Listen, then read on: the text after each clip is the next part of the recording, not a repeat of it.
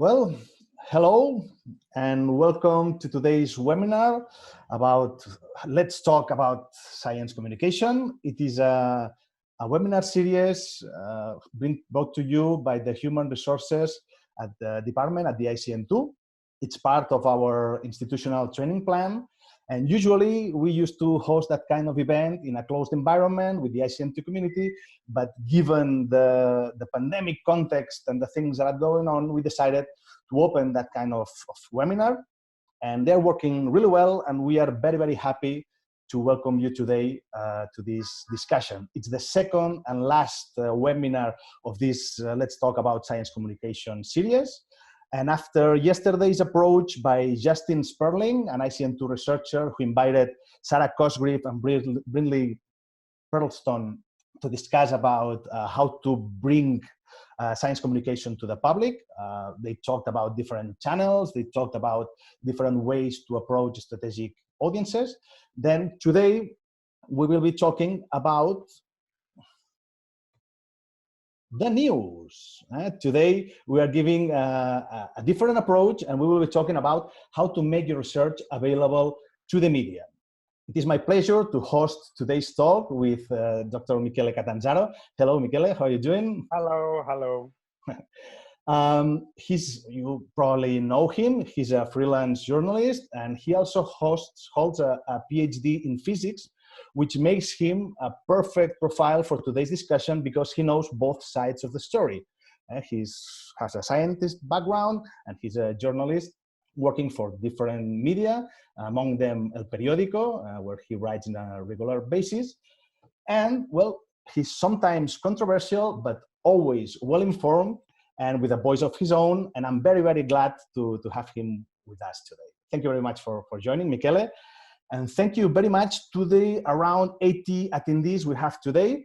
We are recording this event, so it will be soon available in the ICN2 YouTube channel, but we are 80 people sharing this discussion today, and it's a lot of people. Thank you very much for joining. I just want to remind you one last thing before Michele takes the floor, and it is that in the bottom of your screen, you have a button to post questions to the speakers. I will be reading the questions and trying to prioritize them and launch them to the speaker after his short presentation. Okay, then I think everything's ready. Michele, if you're okay with that, we can start with your presentation. Thank you very much for being here with us today.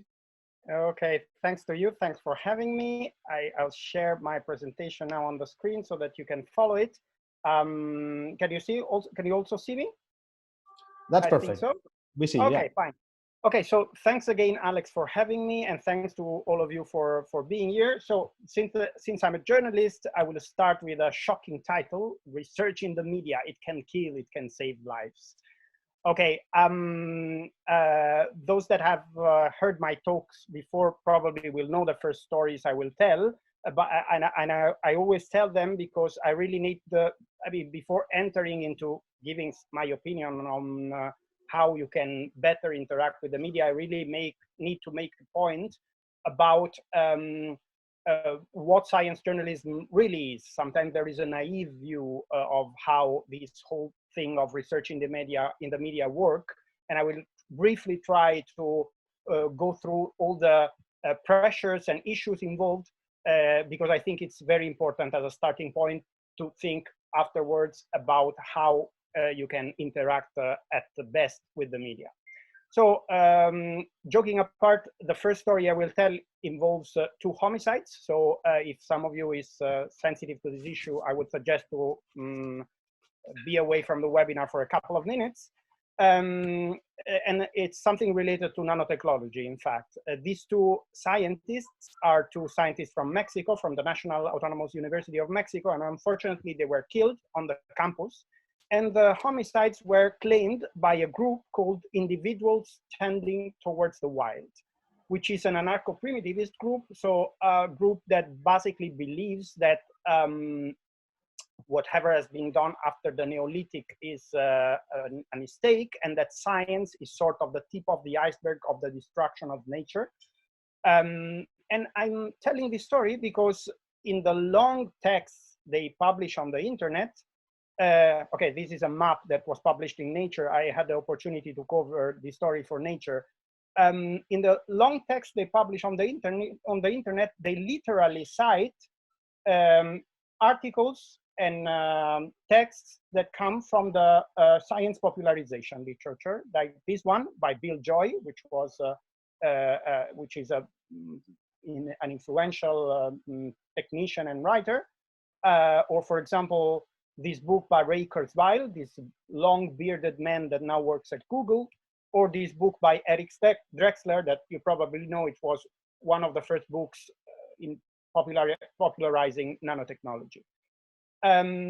So I'm not claiming that, of course, this literature here is responsible of these homicides, but I think this is a very telling story about how much what is discussed in the media, how science is discussed in the media, can have an impact, in this case, a very negative impact, in case it's true, this group has really killed these people, because it's a claim, in fact. It can have a very negative impact on science. I also covered this for The Guardian.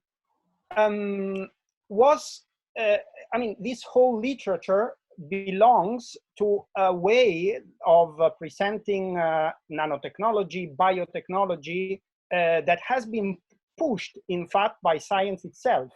It's this trend called transhumanism, this idea that nanotechnology, biotechnology, and other disciplines like these ones will allow us to do things like downloading our soul on a chip or achieving eternal life, etc. And I asked myself, is this the best and the only way to talk, for example, about nanotechnology in the media? And here I just wanted to give you an alternative way of talking about the same subject, which probably doesn't lead to such extreme conclusions. So this is a piece of bacon, and I'm showing it because there's a science fiction short story that starts with a group of Islamic scholars that are discussing the following issue. Thanks to nanotechnology, we can now build bacon without slicing it out from a pig, but building it molecule by molecule, okay? And they are discussing, is this halal? Are we allowed to eat this bacon or not? It doesn't come from a pig, but at the molecular level, it is identical to a pig. So this narrative does not involve crazy promises like downloading your soul on a chip or achieving eternal life, but or dystopian promises like, for example, the one of Eric Drexler of nanotechnology creating this gray goo that will eat all the world. But still, I think it's a very compelling narrative, and it has much more to do with what are the real ethical problems that nanotechnology, for example, may pose, which are not destroying nature and eternal life, but something that is much more prosaic, like, for example, introducing silver nanoparticles as antibacterial in clothes. So I think this story tells you something about the fact that the science and the media are not that disconnected. It's not that the media, it's something that happens outside science, let's say, but it is deeply intermingled with science. And this is a negative story. But now I will tell you an example of a positive one, or at least a partially positive one, of interaction of science with the media. This man here, he is a doctor. He is called, or maybe I should say was a doctor. He's called Andrew Wakefield. He published a famous paper in Lancet in which he connected autism with the MMR vaccine, okay? This created fear, especially in the UK. It partially explains why the rate of vaccines dropped in the UK. This continued as a real connection, a scientific-based connection between autism and MMR, until a journalist, in fact, a freelance journalist, Brian Deere, carried out a long, in-depth investigation in which he basically found two things: that A, Wakefield had massively cherry-picked data, and B, that he had a conflict of interest. So he was advising lawyers that brought to the judge pharmaceutical companies that produced vaccines, okay? And in the end, after much resistance, the paper was retracted, but not thanks to the standard peer review mechanism of science, but thanks to the work of a journalist.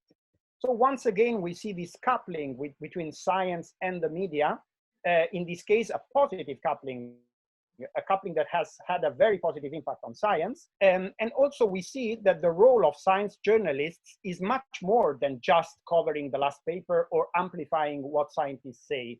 They can have, and they should have, a critical role.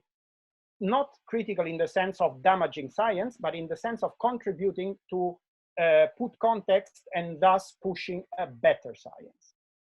So in the naive view that I was referring before to, the communication between science and journalism is basically one directional. So there is only the arrow above in this picture, okay? So science is done in the lab, then it is translated to journalists, and journalists must basically amplify it. While I think in both of these cases, I told you, you can see that there is a clear feedback loop, that what happens in the media has a clear impact on science itself. And then another ingredient of this naive view is that these arrows are blue in some sense, in the sense that they are blue sky, that the communication is unbiased, that is only driven by the interest of scientists to share their knowledge, etc. And in the following, I will try to show that in a more quantitative way, that this feedback loop exists, and B, that not everything is so blue sky, that there are biases that must be taken into account. There is a lot of honesty and blue sky effort, but one must also take into account the biases. So one more evidence on, let's say, the bottom part of the row, the bottom row, that is this feedback loop between journalism and science. It's a famous study that found that the New York Times has an impact factor. What do I mean? I mean that a paper that got news covering it in the New York Times resulted to have more citations. So a nuclear mechanism of science, which is citing papers, was influenced by something that in theory is outside science, like the decisions of journalists to report on that paper or not. And moreover, later I can give you details if you want, but the study was done in such a way that causality was demonstrated. It's not that the journalist chose papers that would have had anyway an extra amount of citation. It's really the fact that the articles came out on the New York Times that generated this extra amount of citation. So one more proof that there is this feedback loop between journalism and science. And now let's focus on the arrow above. So the communication between science and journalism. Before entering into the quantitative evidence that I want to give you, I need to explain what are embargoed press releases, which are probably the central tool nowadays through which science communicates with the media. So for example, this is an old screen capture of the Nature Press website. As a journalist, I can ask a password to enter in this press site. And when I enter, I get in advance a list of stories that will be published in the next number of, in the next issue of Nature, a few days in advance, a couple of days in advance. I click on the story, I get a summary, I get a link to the paper, I even get pictures or videos or other materials. So the deal with Nature is that I get this information in advance, but I must commit to an embargo, which means that I cannot publish it until a specific date. You see it above here, embargoed until, etc., and a date. And if I break that, they get very serious. I mean, they withdraw the password, etc. They have a very good system to control information in many different languages, etc. For example, a person I know that had broke the embargo accidentally was called by science in that case, and he was threatened to have the password revoked. So a famous study that was done in Barcelona many years ago found that in a sample of 150 around news published in the 7 major newspapers in the world, or 7 of the largest newspapers in the world, 84% of those stories were preceded by an embargoed press release, okay? So it's reasonable to think that just 16% of the story were actually self-generated by the journalists. The rest was generated by press releases issued, moreover, by just 4 of the major science journals around, okay? So one could say, okay, but what's wrong with that? I mean, in the end, the journals are giving you the opportunity to know the news in advance. They are giving equal opportunities to all journalists, etc. Well, I often refer to this whole machinery, ironically, as a propaganda machinery, in the sense that, I mean, I like that there is this machinery in place, and everything would be worse without press releases and embargoed press releases. But one must be aware that there is a component of propaganda. So, for example, a famous study that analyzed 127 press releases from 9 prominent medical journals found that only 23% included something as basic as the limitations of the study, okay? So basically they were selling a story without even mentioning what was unknown, what was left to be discovered after that finding, that discovery. And even more worrisome, only 22% of the stories that had an industrial funding, of the studies that had an industrial funding, mentioned this basic fact, that is that there was private money involved. So here you can see the picture I'm trying to give you. The information in the media is massively shaped by this propaganda, let's say, ironically, machinery of the journals, of the institutions, etc. But at the same time, there are major biases in this communication, okay? So the image of science in the public domain is strongly influenced by these biases, okay? And there are boomerang effects on science, okay? So some of the older among you may remember this guy, Schoen.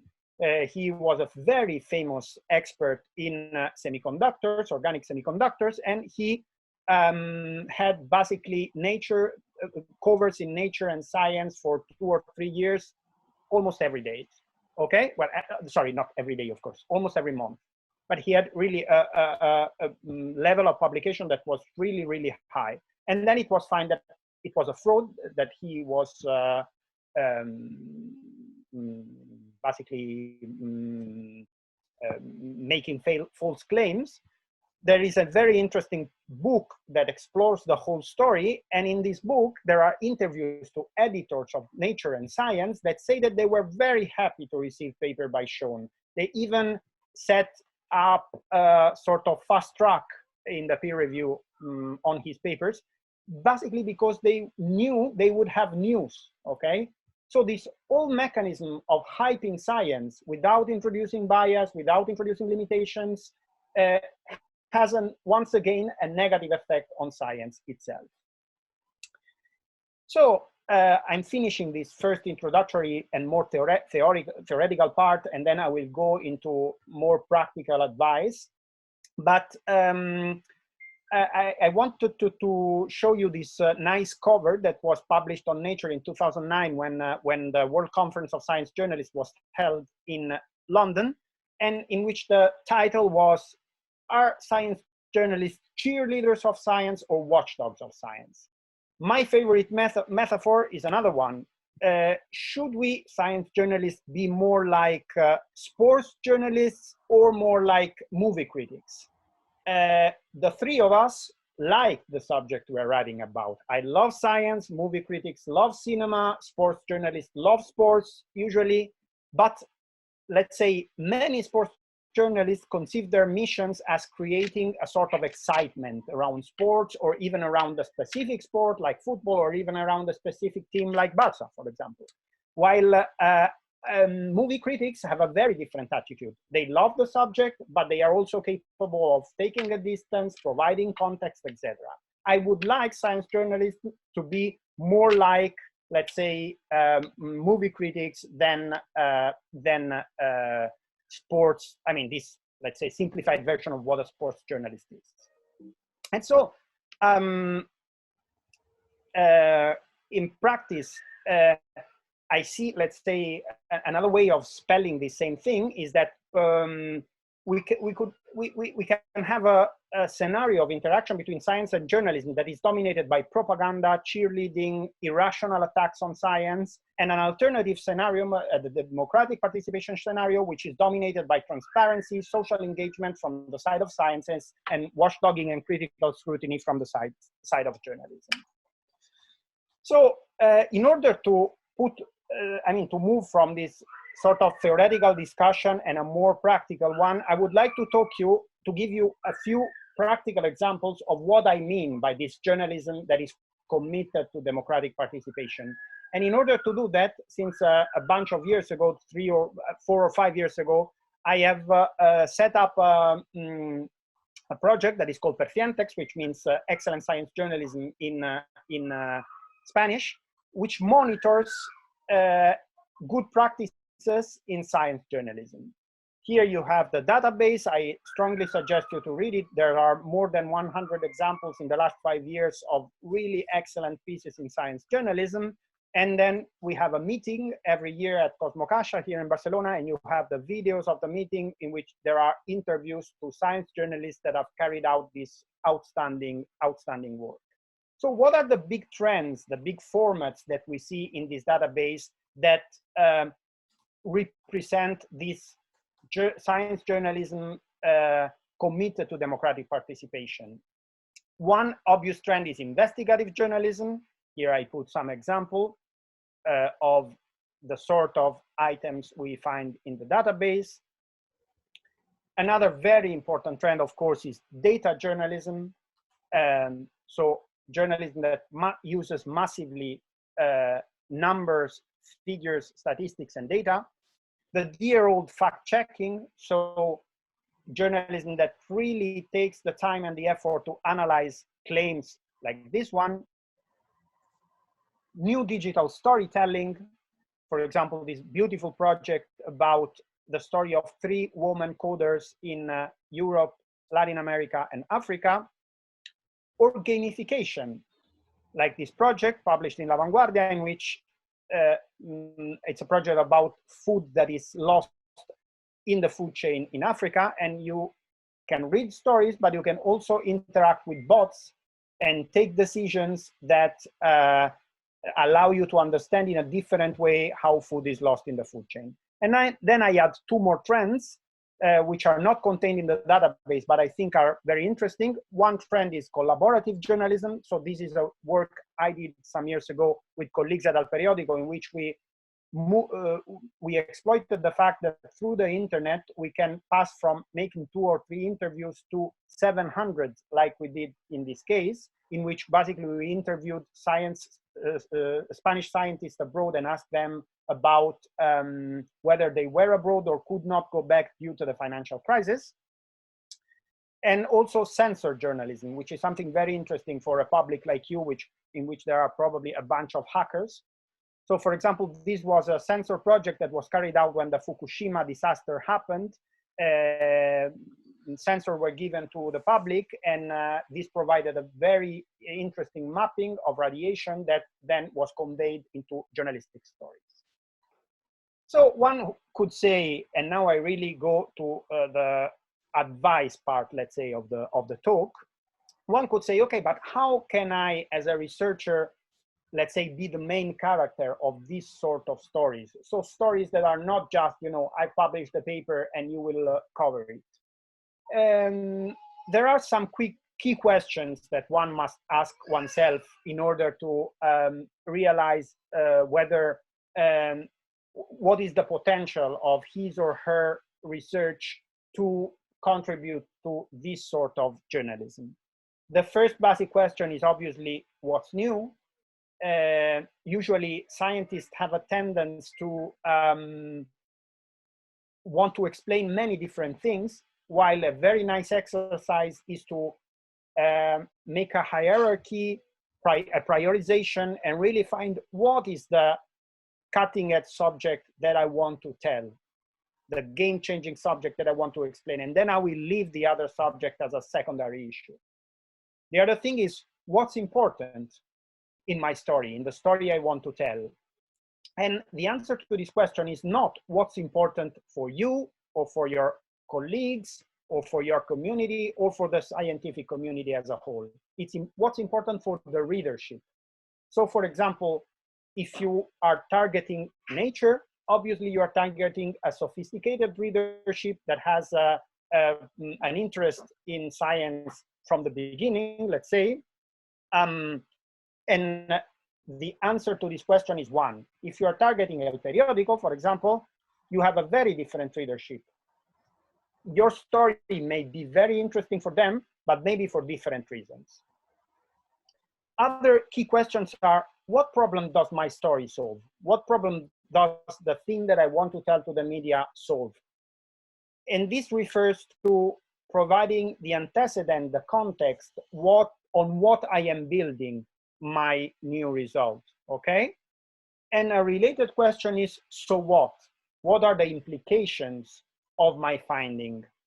Implications not only in terms of applications, clinical applications or technological applications, but also economic, industrial implications, culture, political, social. What are the actions to be taken?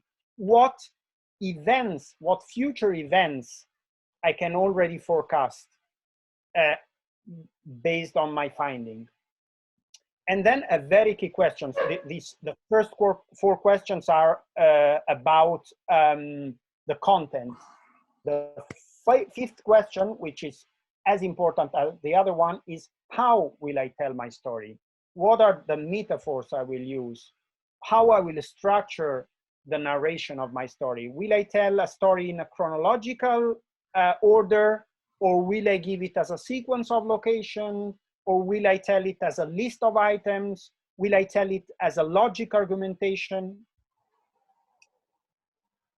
So these questions apply to the case in which you are really the main character of the story and you really want to sell or tell, let's say, your finding in your story. But now I want to give you some very practical and even quantitative evidence to open up your mind.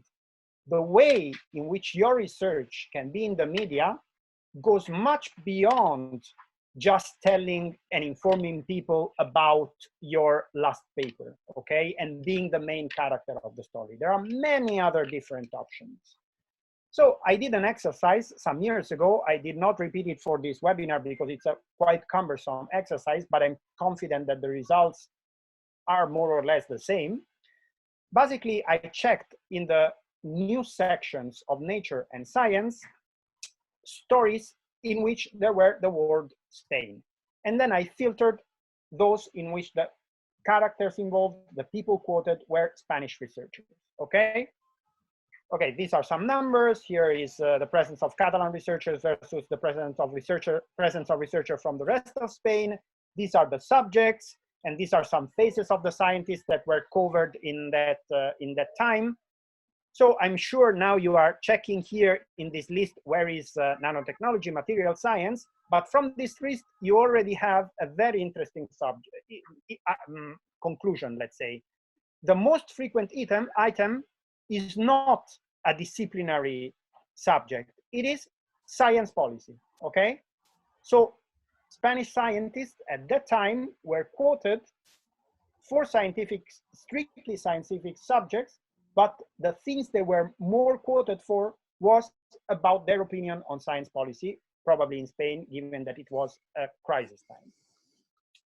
Then I asked myself, what triggered the coverage? What caused the coverage? So, of course, in the majority of cases, the coverage was triggered by a paper, but there is a long, fat tail of other reasons. Once again, science policy, a meeting, so not a published paper, but something that the journalist had heard at the meeting, a broad trend in science, an application, etc., etc. Okay, these are examples of stories that belonged to that sample I analyzed then. More interesting things to think about. Only in half of the cases, the Spanish scientist that was quoted in these stories was the main character of the story. In about another half of the cases, somebody else was the main character, but still the Spanish scientist was quoted for some reason. he or she was quoted because his research was quoted, but also because, for example, he was quoted on somebody else's research, or he had an opinion that was relevant to that story, okay? So the take-home message of this exercise I did is that there's much more than talking about your latest paper, okay? You can be in the media and you can make your research relevant in the media in many different ways. And I think this slide is one of the key slides of my presentation. I've really made an effort to list all the many different avenues that you can take to be in the media. First of all, applications, as I said before. So not only your finding, but what are the potential or real impacts of your research, not only in terms of clinics, but also in terms of society, in terms of ethical issues, in terms of the voice you can have in social debates based on your expertise. Another way is trends in science, controversies, debate. So this means being covered by the media, but not as the main character, but as one voice among many different ones, and maybe even voices that don't agree with your view, that are critical with your work. It doesn't matter, you are there. Of course, independent comments. This is one of the most important things you can do, being quoted on somebody else's research. So my advice here is understand in what you are unique, in what your expertise is really unique, and in what way you can position yourself in front of journalists as the reference expert in the field. Okay? As somebody that the journalist will immediately think about when he or she needs an opinion on a specific subject. This is clearly happening in the COVID-19 crisis. We are all the time looking for relevant experts, not because they have published a paper, but because they can answer to societal questions like, for example, how does working in the distance will work in the long run, or even epidemiology, the economic impact, etc. And then meetings. Meetings are a very interesting place and moment to have a face-to-face contact with journalists and to put yourself in the agenda of journalists. Here I make a quick, I go through quickly some examples of stories I have written that are not, let's say, the last paper, but are more trends, discussions, debates, controversies in science, and in which scientists have an opportunity to take a position in the media without the necessity of having a last paper published, okay? More avenues, stories of scientists. It's not necessary to wait to have your paper published. Science in the making is very fascinating in itself. Some stories, some experiments or some scientific expeditions are really very interesting in itself. Sometimes the question is even more interesting than the answer, okay? And of course, if you have a very special human and professional profile, that is of interest. Two examples I did last year, a story about whether seagulls in Barcelona were carrying diseases, which implied that scientists had to trap seagulls and analyze them in a very funny way. So here the interest was not the answer to that question. Of course, it was interesting too, and I followed up on it, but the very experience of the way they were doing science was interesting for the media. Another example, professional profiles. Last year, I interviewed a mathematician who also walks on these very long ropes put between maybe two mountains, for example. And it came out a very beautiful interview that connected these two passions of this person, okay? Another obvious avenue is science policy. So your opinion in investment, human resources, infrastructures, ethics, your opinion on scientific fraud, pitfalls in scientific publications, etc. A subject that is very close to my heart is academic freedom and science and human rights, especially in countries like Iran, Turkey, but also in our country. And then a very important avenue is comment and opinion. Beyond being quoted by a journalist, you can also pitch an opinion article to the media, ranging from worldview in Nature to the opinion section of El Periódico. If you write well and you have a well-informed opinion, most of the times the media will be interested in hearing your first-person voice. So examples of stories of scientists, the case of a doctor that self-diagnosed autoimmune disease, the case of a physicist that became a politician, scientists that become comedians, a scientist from Barcelona that goes to Ecuador to set up a magnificent project that unfortunately didn't go on, the life of workers at Synchrotron Alba, African woman scientists, etc. This is my coverage of the Spanish science crisis, examples of science policy, of the Catalan science crisis in particular, science and human rights, and science in opinion. All these are examples taken from the Woman Scientist Op-Ed Network, which is an initiative I've set up in El Periódico to have women scientists, to increase the voice of women scientists in the public debate. So by now, I hope that I have created some passion for communication of you, and I've given enough reasons to understand that communication is not an additional aspect of your work. It's something that is essential to science. It's not something that you can just ignore and leave out and consider, because as I've shown from the very beginning of this talk, what happens in the communication world really influences the scientific world. But now I have to put a break, let's say. I'm not telling you that you should become communicators. I'm not telling you that you should set up a blog or a YouTube account tomorrow. Being open, being aware of how to communicate does not mean that you have to drop science and go into communication. A very important aspect here is that you have to rely on professionals of communication. So the first one, obviously, is your press office. So you really have in-house the expert about how to communicate at best with the media.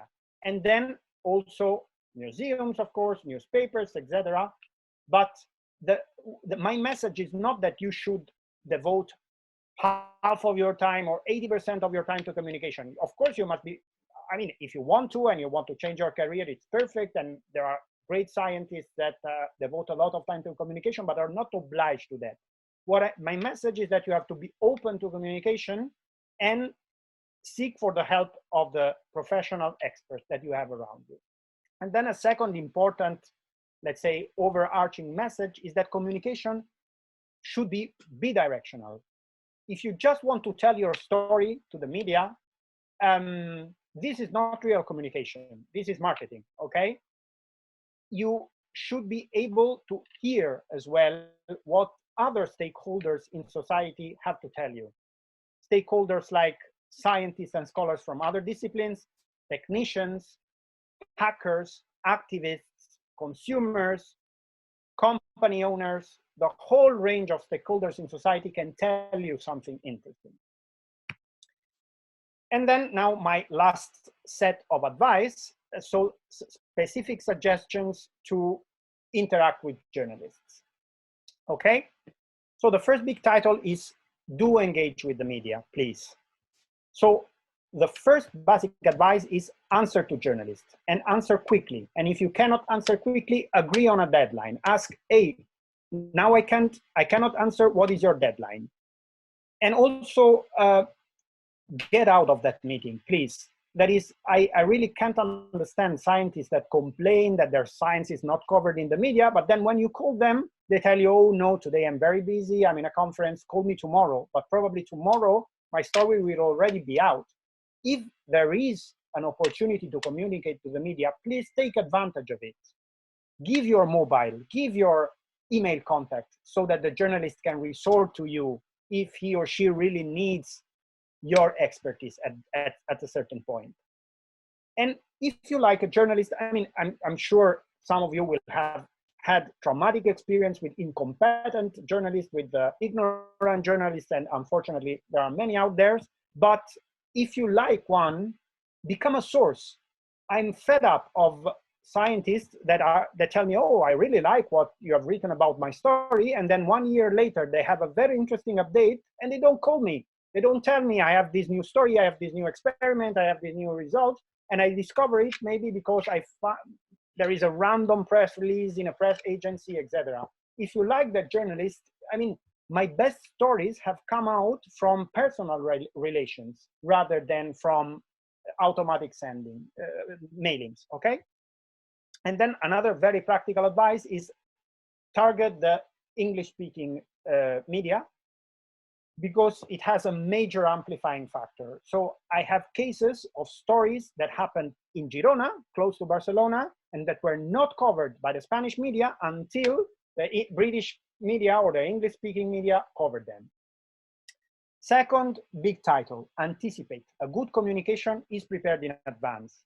So think about what journalists may ask. And a way of thinking about it is reading the media and understanding what are the things they look for. Help the journalists find the things they need to find. So stories, controversies, data, anecdotes. Think about the implications of your work.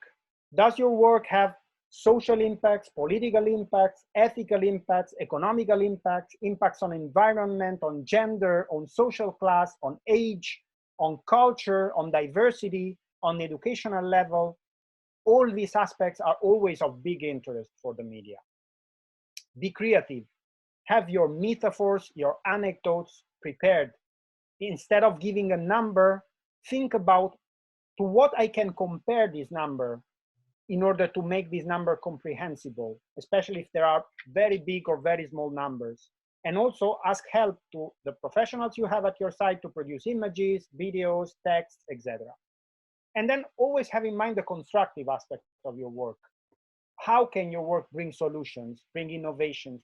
How can your work has a form of social commitment? The two last big titles, build trust. If you feel that a journalist has an attitude like saying, you want to film me, I distrust you, that is a sign that that journalist is good. Scrutiny is the default attitude in journalism. And how should you respond to this? Being honest. Don't hype, don't omit relevant information, don't be annoying, don't convey this stressful sensation that you want to be out in the media by force. Building trust is a long-term mission. It takes time, but it pays a lot in the long run. Be transparent. You don't need to ask permission to talk with the media. You are, especially being in a public institution, you serve society, you don't serve your boss. Very important. Especially in crisis, the public looks for answers, for solutions, okay? And science often can only give partial solution, partial answer. So it's very important in pre-crisis time to be, but also in crisis time, to be very explicit about the uncertainties around your results, the assumptions, the limitations. This will create a culture in the readership about science that will prepare them to understand your answer when crisis is on. Also be an honest broker, as Roger Pilke says.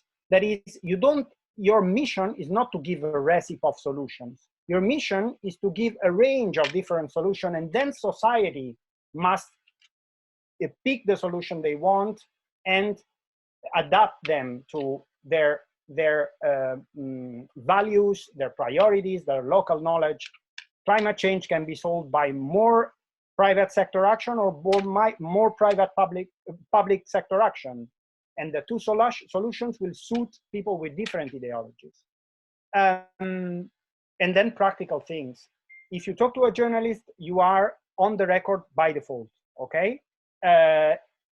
If you want to be off the record, you can tell it. From now on, I'm off the record, but the journalist can rediscover by his own or her own what you have said on the record. And then please never, ever ask a copy of the story in advance. You are a stakeholder, you have interests like any other stakeholders, and I will not give you a copy of my story in advance. It would be censorship. And of course, no trips, no money in exchange of coverage. That is not ethical. And then one last message. Beyond being scientists, you are civil society. So it's good to protest when the media behave wrongly, but it's also good to celebrate when the media behave rightly. It's important to defend specialized journalists, science journalism that is in danger in the current multiple crisis situation. And media matter. It will not be the same if out of this and the previous crisis, many media disappear or are strongly weakened, okay? So I would like to finish with this cartoon by El Peric, a famous Catalan drawer. So there is this guy giving a newspaper, and the other guy says, "Oh no, thanks, I prefer to rely on rumors." Probably nowadays he would say, "Oh no, thanks, I prefer to rely to my family's WhatsApp list," or something like this. Thanks a lot. That's all for me. And that was a lot, Michele. Thank you very much for your talk. You gave us some food for thought, and that is obvious for the number of questions that are arriving us, and I will try to order them and send them to you so that you can answer them deeply. There are a lot. Maybe we can go through all of them, so I apologize, but let's start and see how far we can go. There is one I would like to start with that asks about science communication career. And they are asking you, Anna is asking you, after you finish your PhD, how did you become a science journalist and what motivated you and how did you go through this change in your career? Why, Michele? What happened? Okay, can you see this new slide I've put on, this paths into science journalists? Mm-hmm. Okay. I mean, basically the answer is here, okay? So I had it prepared because I expected this answer. So here I can share it later if you want. Here are the many different ways that one can take to do this way.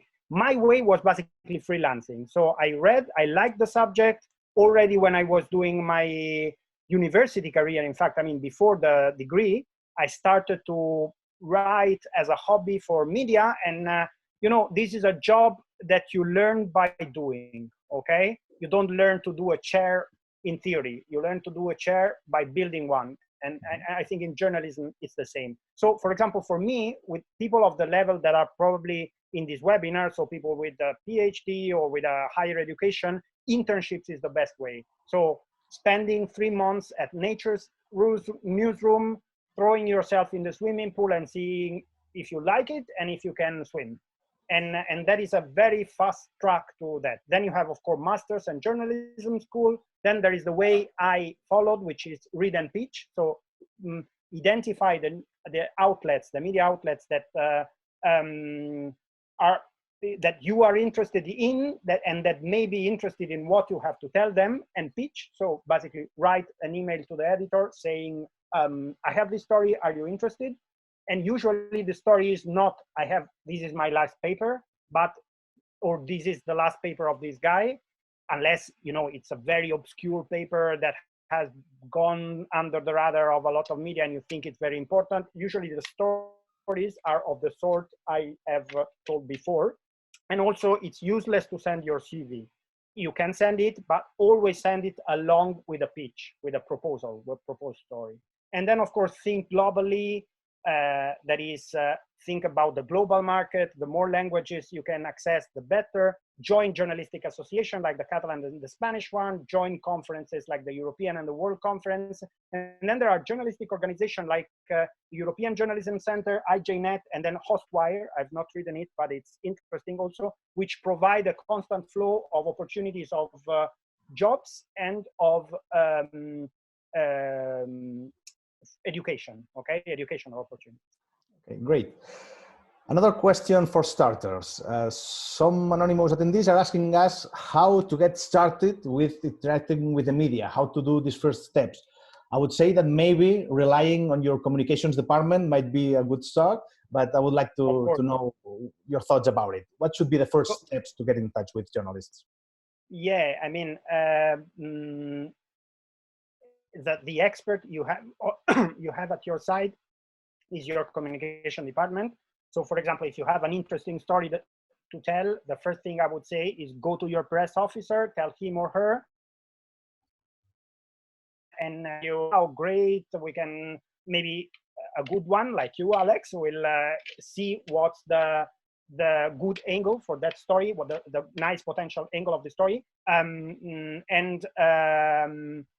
Also, there's almost never a situation that is completely, ground zero.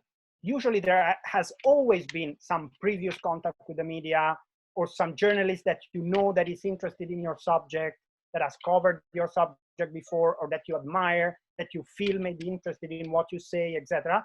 And that is so I basically, if I were a scientist, I would go to the press officer and I say, look, I have this story, and I think maybe this journalist or this outlet may be interested, or maybe the press officer tell you, okay, this may not be good for El Periódico, but it may be good for physics world or whatever. And yeah, that would be my advice. Thank you.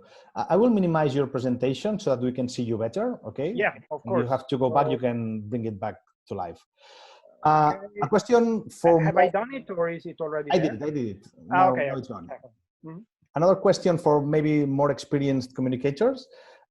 Someone asks, Luis asks, in the food chain of science in the media, researchers are more the prey or the predator? Who's the prey and who's the predator?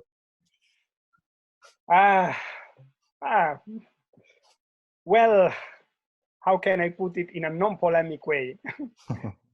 I mean, I think science as a whole is very effective in shaping how the information is published in the media, okay? So I give numerical evidence that the vast majority of what we are writing is dictated by institutions, by magazines, etc.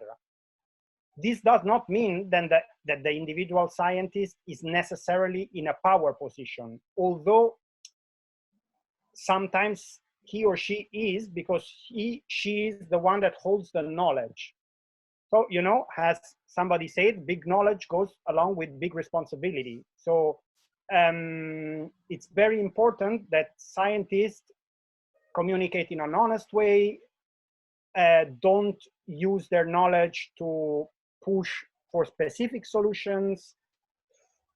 That is the point of view of the journalist. Now, I also agree that you really need to understand very well how the media work, not to be a victim of the fact that the media are a very strong machinery, and so they need stories fast, and they need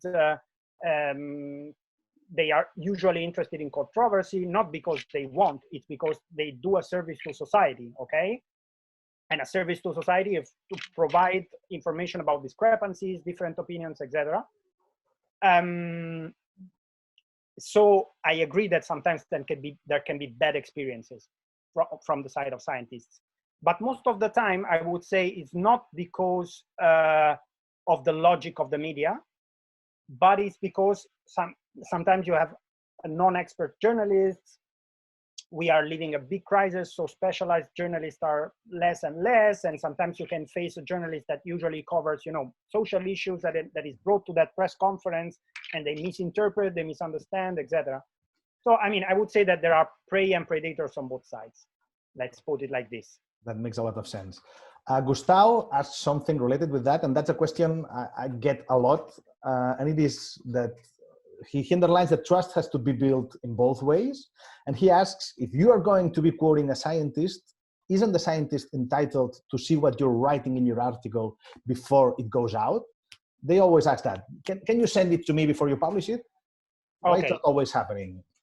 Okay. The fact is that if I quote you incorrectly, so if I quote you, if I put in your mouth something that is wrong, that you have not said, or for example, if I cut your quotes in such a way that I take out the relevant context, that is bad practice in a journalistic sense, and you are right to be angry.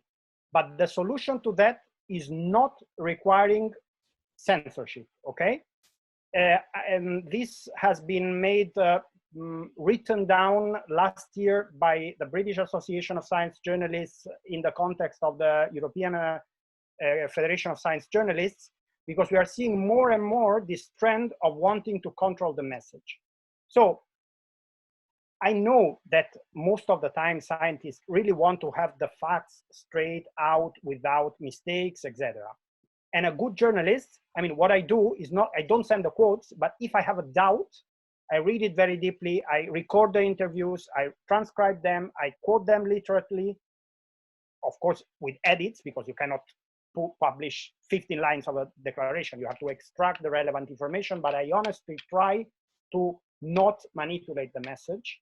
And if I have a doubt, I go back to the scientist and I say, hey, I haven't understood this and that. Can you tell me? So it's okay to offer the opportunity to tell the journalist, hey, if you have doubt, come back to me. If you want to give me the quotes, come back to me, etc.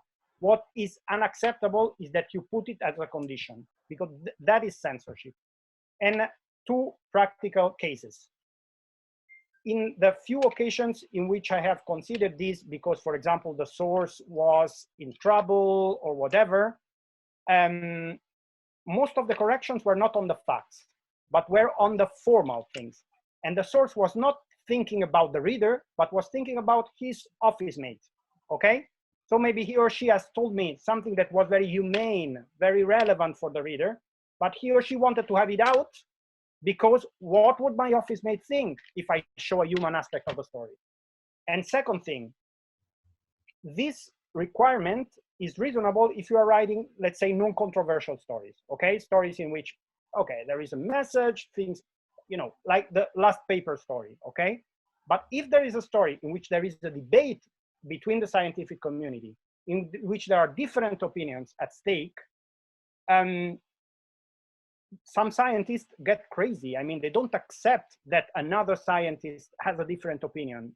And so I cannot enter in the game of gaining the approval of both sides, because I will not get it. Because what I'm showing is simply that there is a difference of opinions, that there is a difference of controversy. Summarizing, as scientists, you have to be aware that you are not the holder of a truth. You are a stakeholder with a lot of knowledge, but always a stakeholder with your interests. You have interests in getting funds. You have interests in your vision of the world. I have an example in the slides, but I have not put it, about how, for example, ideology played a major role. Ideology and finding played a major role in the public narrative on the Human Genome Project. So something very technical was influenced by these facts. So I know you are honest, and it's very important that you work with journalists that are honest as well. But the solution is not previous censorship. Nice, nice. Thank you. Pedro Gomez, in fact, complains that he has even seen his texts edited so much that they were wrong when published. And not just that he's quoted in a wrong way, but what he wrote was edited and published wrongly. So, well, we need to work on that and build Absolutely. that confidence. I mean, both ways. Unfortunately, my standard, I've been educated in part in, you know, my standard is nature, okay? And there, in nature and science, you really, even if you edit a quote, of course you edit them, but you have to make it explicit with parentheses and everything. And I apply this throughout. But I know that there are colleagues in other journalistic cultures that take the liberty to interpret a lot. I don't do that, and I agree that it shouldn't be done. Well, Niti asks us, what is your opinion on social media tools like Instagram, YouTube channels, etc. for popularization of science? They can be even faster than the media. What do you think about that kind of channel? Okay, so I think they are very interesting, but I think they don't replace at all the role of the media. So if you check Twitter threads, Twitter profiles, sorry, blogs, Instagram, etc., they very rarely break a story, okay? So maybe one Twitter user in the whole life of his or her account will break one story, okay? When I mean break a story, will mean really discover something unreported, okay? Well, we as journalists are or should be required to break one story every day, okay? Then, as I told you before, 84% of the times we get the story fed by somebody else. But at least the culture in newspapers, mainly newspapers, but also in the other media, is that we need to undig unknown information. While the culture in the social media, it's different. It's more in the sense of viralizing, of spreading, of commenting, okay? So it's very important, and I think media must also play a role in that area, but it would be mistaken to think that that will replace the media and nothing will happen. In fact, we are already seeing it. We come from more than a decade, well, in fact, 2 decades around, of crisis in the media and of massive increase in social media. And this has translated into big polarization, you know, crazy things like people believing that COVID is generated by 5G and these sort of things. And yeah, and on the contrary, this crisis, the COVID crisis, yielding something new and interesting, which is a big opportunity for science news. For the first time, there have been a couple of studies, one in Italy and one in the UK. It's the first crisis in which the major source of information of people is once again the media, is not social media. So people is relying more on really the websites, basically, of major media than on the WhatsApp of their family, okay? And this is a sign. So now we have to find a way in converting this into money, because there is this paradox that people goes a lot to the media, but at the same time, they don't buy newspapers, they don't subscribe to digital editions, publicity has dropped, we are facing a big financial crisis, so the media are really suffering. So it's contradictory, but I also see an opportunity. After this crisis, people will be interested in things that they never cared about, like epidemiology, mathematical models, devices to measure virus, etc. It's cool. Well, journalists and scientists are in Twitter, so there are parallel roles probably. Absolutely, yeah. Sarah, one of the speakers yesterday, asks us about the increase in citations due to research shared in the media. She says it's very interesting, but she wonders if it's always a good thing for this to happen, or there are downsides to this. Downsides. Is there something wrong about it? Okay, I also can add something that will please you, Alex, which is there is another study that tells that this effect is even at the level of press releases, okay? So that stories that have an associated, papers that have an associated press releases, independently of the follow-up, probably because there is a follow-up, have a bit extra increase of citations. So this does not mean that whatever paper must have a press release, of course. That is, this effect disappears if the paper is not good for communication, it's not relevant for communication, okay? So it's not that we must force this mechanism in such a way that we get the citations, okay? If you do like this, the mechanism doesn't work anymore. It enters in the, I mean, there is a correlation, but it's not a 100% correlation, of course. So the correlation happens to papers that really have a societal interest, okay? So first answer to the question, it's not a matter that it's good, it's bad. It's a matter that it's like this, and it has always been like this. You know, the most important book, one of the most important book in the history of science, The Origin of Species, was not a technical book. Darwin had a major 800, I think, manuscript, and the editor saw what Wallace had published and said, write it down quickly, take away the notes, and write a book that we can read now, days, as on the beach, if you want, in summer, okay? Moreover, it's beautifully written, okay? So it has always been that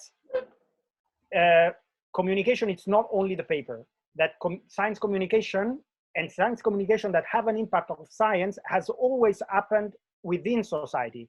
So the paper makes a lot of meaning, but there is also this whole other, this halo, let's say, of communication that is relevant.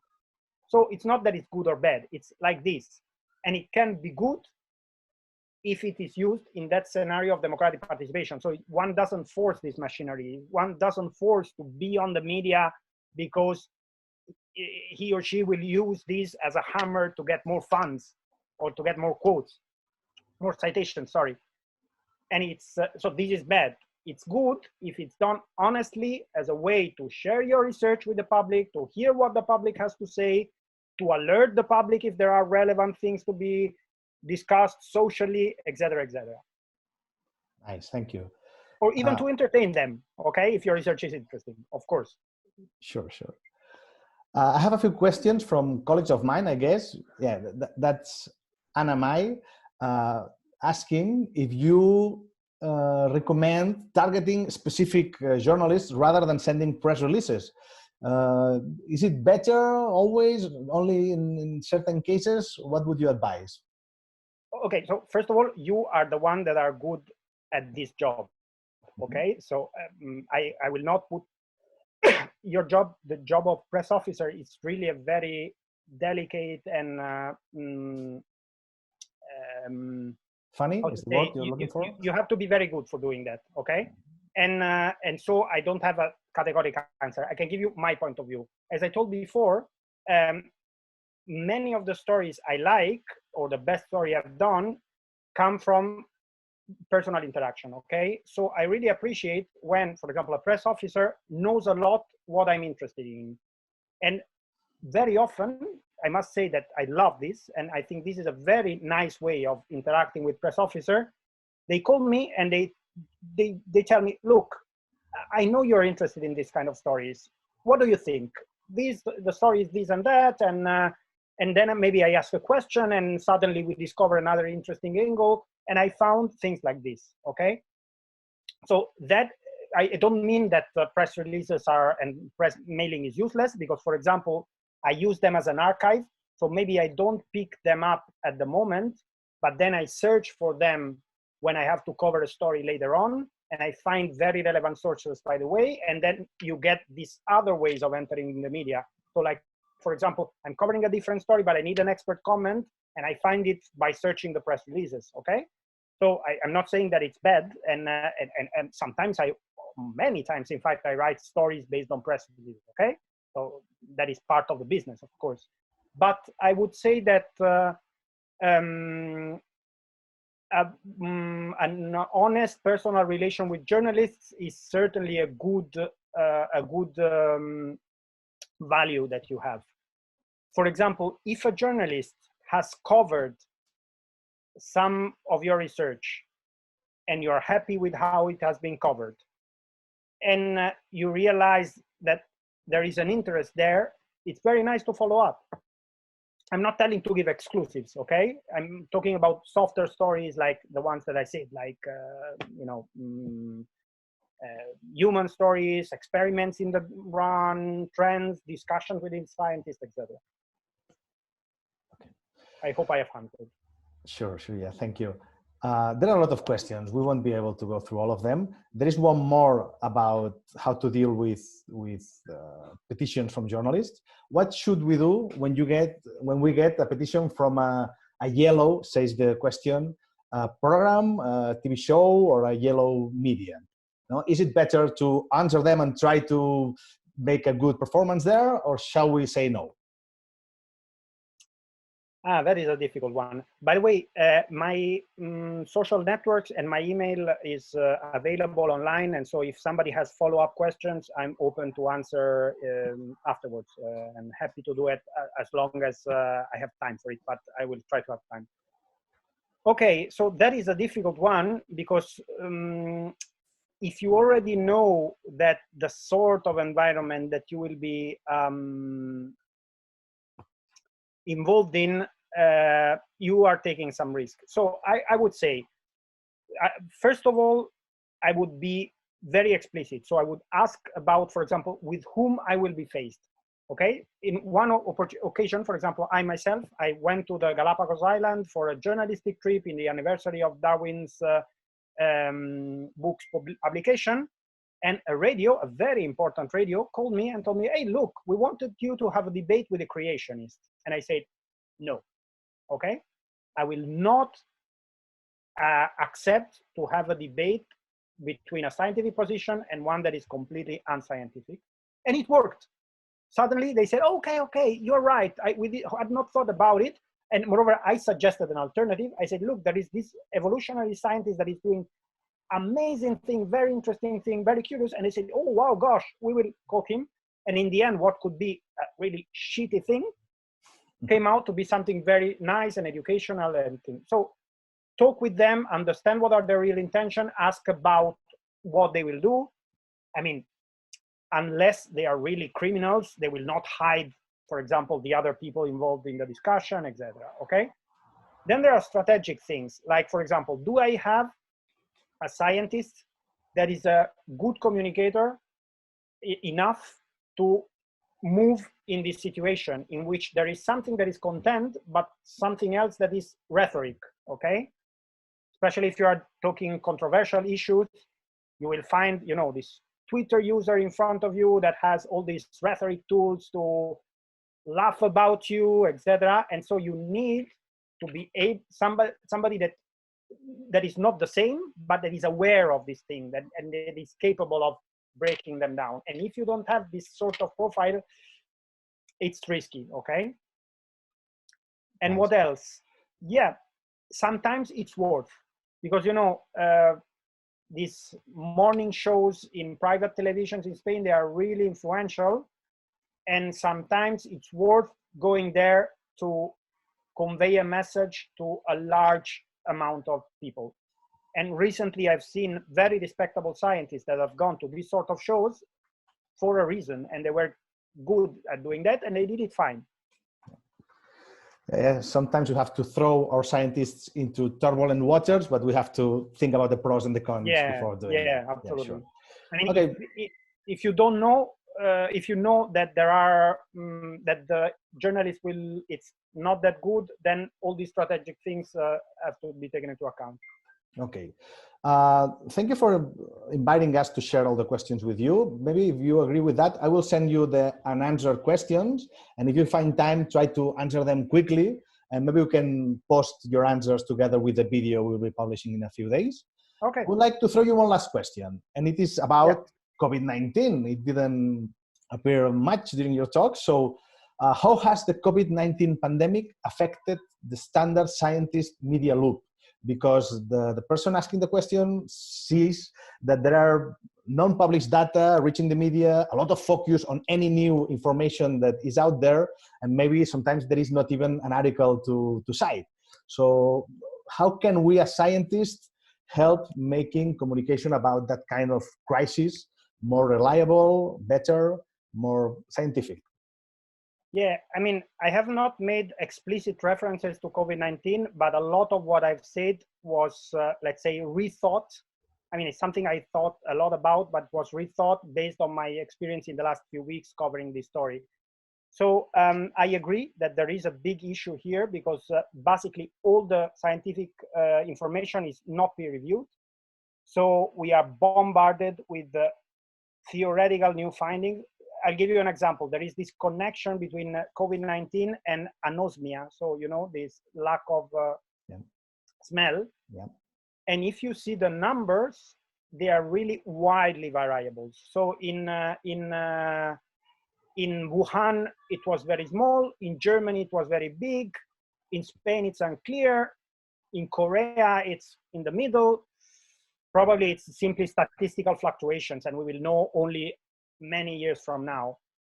My advice is take that slide with the suggestions and apply them, okay? So for example, make uncertainties very explicit, limitations very explicit.